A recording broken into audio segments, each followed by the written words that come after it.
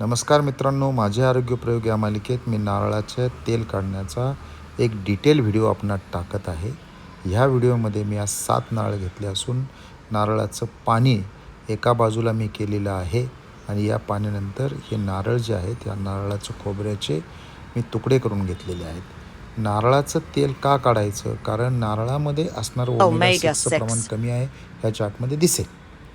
यानंतर नारळाचे किसलेलं खोबरं आपण ज्यावेळेला घेतो त्यामध्ये थोडंसं पाणी टाकून मिक्सरमध्ये याचे केलेले तुकडे आपल्याला बारीक करून घ्यायचे आहेत. हे बारीक केलेले जे तुकडे आहेत या तुकड्याचं मिक्सरमधून आपल्याला बारीक वाटून पाणी वाटून त्याचं नारळाचं आपण दूध तयार करतो. नारळाची दूध करण्याची प्रक्रिया अतिशय सोपी आहे. नारळ किसून घेतल्यानंतर त्यात पाणी टाकायचं आणि हे पाणी एका फडक्याने गाळून घ्यायचं. आपणास माहीत नसेल, ओमेगा 6 हे बऱ्याच तेलामध्ये जास्त असतं आणि हे जास्त असलेलं ओमेगा 6 आपल्या आरोग्यास अपायकारी असतं.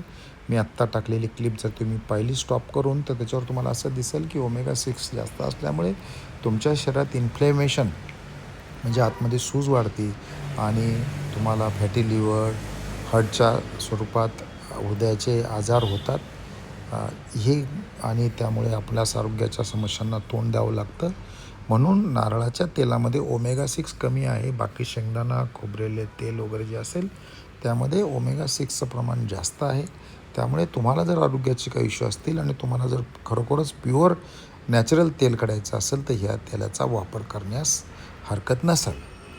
आता ज्या वेळेला आपण हे सगळं नारळाचं दूध मिक्सरमध्ये बारीक करून घेतो पाणी टाकून, त्यावेळेला आपण याच्यातून गाळून घेतो. म्हणजे जर तुम्ही केलं तर या पाण्याबरोबर हे तेल जे आहे हे निघतं आणि तुम्ही हे बारकाईने जर व्यवस्थित गाळलं तर याचा चोथा वरच्या फडक्यामध्ये राहतो.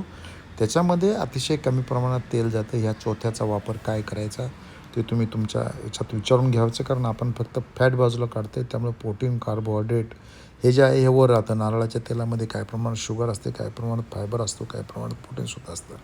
त्याचा उपयोग आपल्याला वेगळ्याने करून घेता येईल. आता हे बघा, हे जे गाळून घेतल्यानंतर खाली हे प्युअर दूध राहतं.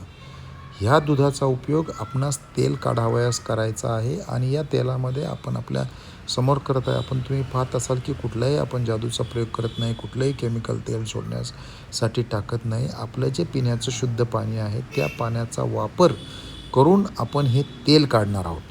त्यामुळे या तेलाविषयी किंवा याच्या शुद्धतेविषयी कुणी शंका घेण्याचं कारण नाही. दुसरी महत्त्वाची गोष्ट म्हणजे नारळ हे वर्षानुवर्ष खातो. आपल्या दररोजच्या स्वयंपाकात नारळ असतो.